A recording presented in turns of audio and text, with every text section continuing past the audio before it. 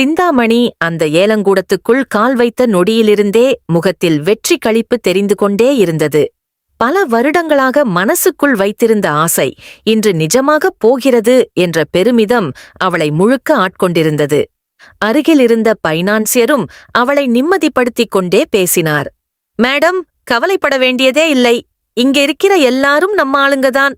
யாரும் உங்களை தாண்டி பேச மாட்டாங்க. இந்த வீடு இன்று நிச்சயம் உங்க பேருக்குத்தான் வரப்போகுது என்று சொன்னதும் சிந்தாமணி சிரித்துக்கொண்டே நாற்காலியில் சாய்ந்து உட்கார்ந்தாள். நான் இந்த வீட்டை எவ்வளவு நாளா காத்திருக்கிறேன்னு உங்களுக்கு தெரியாது. மத்த வீடெல்லாம் வாங்குறது பெரிய விஷயமே இல்லை. ஆனா இந்த வீடு மட்டும் கைக்கு வரவே இல்ல.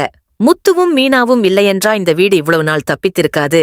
ஆனா இனிமேல் இந்த வீடு என் கையிலிருந்து போகாது என்று அவள் தன்னம்பிக்கையோடு சொன்னாள். அவள் மனதில் அந்த வீட்டை வாங்கிய பிறகு எப்படி மாற்றப் போகிறேன், யாரையும் உள்ளே வரவிட மாட்டேன் என்றெல்லாம் எண்ணங்கள் ஓடிக்கொண்டிருந்தன. அங்கிருந்த சிலரும் சிந்தாமணி வெற்றி பெற்றுவிட்டாள் என்று நினைத்து அவளை மரியாதையாகவே பார்த்து கொண்டிருந்தார்கள். சிறிது நேரத்தில் ஏலம் தொடங்கியது. ஆரம்பத்தில் சிலர் சாதாரணமாகவே தொகைகளை கூறினார்கள். ஒவ்வொரு ரேட்டும் உயர்ந்தபோதும் சிந்தாமணி அமைதியாகவே இருந்தாள். அவளுக்கு இது முன்பே முடிந்த விஷயமென்ற நம்பிக்கை அதிகம். கடைசியில் அவள் ஒரு பெரிய தொகையைச் சொல்லியதும் அங்கிருந்த பலரும் அமைதியாகிவிட்டார்கள்.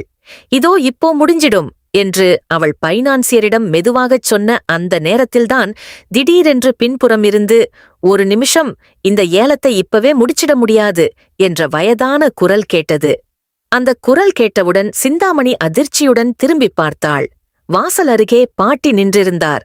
அவருடன் அண்ணாமலை, விஜயா, முத்து, மீனா எல்லாரும் வந்திருந்தார்கள். அந்த காட்சி அங்கிருந்தவர்களை மட்டுமல்ல, சிந்தாமணியையே உலுக்கிவிட்டது. பாட்டி இங்க எப்படி வந்தாங்க என்று முத்து குழப்பமாக கேட்டான். பாட்டி நேராக ஏலம் நடத்துபவர்களிடம் சென்று, இந்த வீடு சாதாரண வீடு இல்ல, இது என் குடும்பம் வாழ்ந்த வீடு. ஏலத்துக்கு வந்ததால யாரும் எடுத்துக்கலாம் என்று நினைக்காதீங்க. இந்த வீட்டை வாங்க நான் தான் வந்திருக்கேன் என்று உறுதியான குரலில் சொன்னார். அங்கிருந்தவர்கள் சில நொடிகள் பேச முடியாமல் நின்றார்கள். ஏலம் நடத்துபவர்கள் விதிகளை விளக்க ஆரம்பித்தார்கள். இங்க யாராக இருந்தாலும் ஏலத்தில் கலந்துக்கணும். கடைசில முடிஞ்ச ரேட்டுக்கு மேல பேச முடியாது என்றார்கள். அதற்கு பாட்டி தயக்கமே இல்லாமல், என்ன ரேட்டா இருந்தாலும் நான் கலந்துக்கிறேன், என் பேரை பதிவு பண்ணுங்க என்று சொன்னார். முத்து அவசரமாக பாட்டியிடம் ஓடிப்போய், பாட்டி, இதெல்லாம் தேவையில்லை. நாங்க ஏற்கனவே 10 லட்சம் கட்டியிருக்கோம். இன்னும் 38 லட்சம் பாக்கி இருக்கு. இந்த சுமையை நீங்க ஏற்க வேண்டாம் என்று கண்ணீருடன் சொன்னான். அதைக் கேட்ட பாட்டி கோபமாகவே, ஏடா, இவ்வளவு பெரிய விஷயம் நடக்குது, வீடு கைவிடப் போகுது. ஆனா என்னிட ஒரு வார்த்தை கூட சொல்லல. நான் உங்களுக்கு என்ன, இந்த வீட்டுல நானும் ஒருத்திதானே என்று கேட்டார். அந்த வார்த்தை முத்துவை மௌனமாக்கிவிட்டது. பாட்டி மீண்டும் ஏலத்தில் அமர்ந்தார்.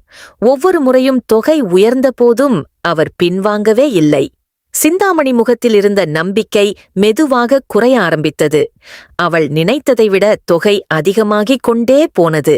இறுதியில் ஏலம் 55 லட்சத்தில் நின்றது. அந்த தொகையை கேட்டவுடன் சிந்தாமணி மனதில் கணக்கு போட்டாள். இதுக்கு மேல வாங்கினா நமக்கே நஷ்டம் என்று நினைத்தவள் அமைதியாக பின்வாங்கிவிட்டாள். ஏலம் முடிந்ததும் அதிகாரிகள் பாட்டியிடம், இவ்வளவு தொகை ரெடியா இருக்கா என்று கேட்டார்கள். அதற்கு பாட்டி சிரித்தபடி, வயசானவங்கன்னா கையில காசு இருக்காது என்று நினைச்சீங்களா? நான் இங்க வெறுமனே பேச வரல, பணம் உடனே டிரான்ஸ்பர் ஆகும் என்றார். உடனே அனைவரும் ஆச்சரியமாக ஒருவரை ஒருவர் பார்த்தார்கள். கடன் விபரங்கள் பேசப்பட்டன. 10 லட்சம் ஏற்கனவே கட்டியிருக்காங்க, மீதி 30 லட்சம் கொடுத்தா பிரச்சனை முடிஞ்சிடும் என்று அதிகாரிகள் கூறினர்.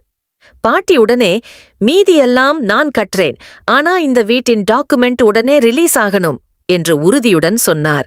அந்த நேரம் வரை அமைதியாக இருந்த அண்ணாமலை கூட வெட்கத்தால் தலைகுனிந்தார். பாட்டி அவரை நோக்கி, உன்னை என் பையன் என்று சொல்லிக்கே எனக்கு வெட்கமா இருக்கு. இவ்வளவு பிரச்சனை வந்திருக்குது, ஆனா என்னை ஒருத்தரும் நினைக்கல. நான் உயிரோட இல்லையா என்று கேட்டார். விஜயாவும் கண் கலங்கினாள். நாங்க உங்களை கவலைப்படுத்தக் கூடாது என்று நினைச்சோம் என்று மெதுவாகச் சொன்னாள். ஆனால் பாட்டி அதைக் கேட்டு இன்னும் வருத்தப்பட்டார். உங்களுக்கு எல்லாம் கஷ்டம் வந்தா நான் தாங்கிக்க மாட்டேனா? நான் அங்க காடு தோட்டம் பார்த்துட்டு இருக்கிறது உங்களுக்காகத்தான். ஆனா இங்க நீங்கள் எல்லாம் கடன் வாங்கி தவிக்கிறீங்க. அதுவும் முத்துவும் மீனாவும் மட்டும் சுமை சுமக்கிறாங்க. நீங்களோ அமைதியா பார்த்துட்டு இருக்கீங்க என்று பாட்டி கடுமையாக பேசினார். முத்து உடனே, பாட்டி, அப்பாவுக்காகத்தான் நாங்க இவ்வளவு முயற்சி பண்ணோம். வீடு போகக்கூடாது என்று நினைச்சோம். ஆனா எங்களால முடியல என்று உடைந்த குரலில் சொன்னான். பாட்டி அவன் தோளில் கை வைத்தபடி, நீங்க 2 பேரும் தான் இந்த வீட்டை காப்பாத்த முயற்சி பண்ணீங்க. இல்லனா இந்த வீடு இப்போவே கைவிட்டு போயிருக்கும் என்றார். மீனா அமைதியாக கண்ணீர் துடைத்துக் கொண்டிருந்தாள். அவளை பார்த்த பாட்டி, நீயாவது எனக்கு சொல்லியிருக்கலான்னா நான் எப்படி தெரிஞ்சுக்கிறது? நீ பேசினதால் தான் நான் உடனே வந்தேன் என்று சொன்னார். மீனா இன்னும் உணர்ச்சி வசப்பட்டாள். அதன் பிறகு பாட்டி விஜயாவை நேராக பார்த்தார். வீட்டுக்குள்ள இருக்கிறவங்களை விட வெளியில இருக்கிறவங்களை நம்புற பழக்கம் உனக்கு போகவே போகல. மீனாவை எப்பவுமே குறை சொல்லிட்டு இருக்க. ஆனா இந்த வீட்டை காப்பாத்த யார் ஓடினாங்க? முத்துவும் மீனாவும் தான். நீ ஒரு நாளாவது அவர்களோட கஷ்டம் பற்றி யோசிச்சிருக்கியா என்று கேட்டார். விஜயா பதில் சொல்ல முடியாமல் நின்றாள். இனிமேல் மீனாவை காரணமே இல்லாமல் திட்டினா நான் அமைதியா இருக்க மாட்டேன். ஏதாவது பிரச்சனை இருந்தா நேரா எனக்கு சொல்லு என்று பாட்டி மீனாவிடம் கூறினார். அந்த வார்த்தைகள் மீனாவுக்கு பெரிய ஆறுதலாக இருந்தது. இத்தனை நாள் வீட்டில் தனியாகவே போராடுகிறேன் என்று நினைத்த அவளுக்கு இன்று முதல் முறையாக யாரோ தன்னை காப்பாற்ற வருகிறார்கள் என்ற நிம்மதி கிடைத்தது. சில நேரத்தில் பணம் முழுவதும் செலுத்தப்பட்டு வீட்டின் ஒரிஜினல் டாக்குமெண்ட்கள் மீண்டும் குடும்பத்தினரின் கைக்கு வந்தன. மனோஜும் விஜயாவும் கையெழுத்திட்டிருந்த சில ஆவணங்களையும் அதிகாரிகள் திருப்பிக் கொடுத்தார்கள்.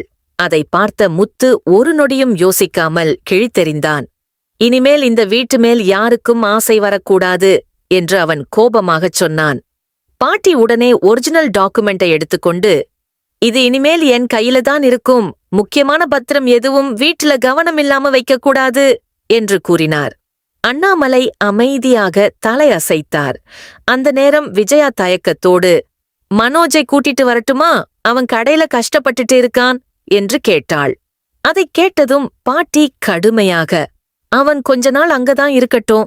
அவனாலதான் இவ்வளவு பிரச்சனை வந்தது. கஷ்டம் என்னன்னு அவனுக்கும் தெரிஞ்சாகணும் என்றார். விஜயா மீண்டும், அங்க ஏசி கூட இல்ல. அவன் ரொம்ப கஷ்டப்படுறான் என்று சொன்னாள். உடனே பாட்டி, முத்துவும் மீனாவும் இவ்வளவு நாள் இந்த வீட்டுல சரியான ரூம் கூட இல்லாம ஹால்ல படுத்தத பற்றி ஒரு நாளாவது நீ கவலைப்பட்டியா? இப்போ மட்டும் மனோஜ் கஷ்டம் தெரியுதா என்று கேட்டார். அந்த கேள்விக்கு விஜயாவால் பதில் சொல்ல முடியவில்லை. அண்ணாமலையும் வருத்தத்துடன், நானும் பல தடவை சொன்னேன், ஆனா அவ கேட்கவே இல்ல என்றார். அதற்கு பாட்டி, இதுக்கு மேல முத்துவும் மீனாவும் இப்படியே இருக்கக்கூடாது. முதல் வேலையா மேல மாடியில் அவர்களுக்கு தனியா ஒரு ரூம் கட்டணும். அந்த வீட்டுல அவர்களுக்கும் உரிமை இருக்குது என்று உறுதியாகச் சொன்னார். முத்து உடனே, முதல்ல கடனெல்லாம் அடைக்கலாம் பாட்டி என்றாலும் பாட்டி சிரித்தபடி, பணம் மீண்டும் சம்பாதிக்கலாம். ஆனா மனசு உடைந்துட்டா அதை சேர்க்க முடியாது.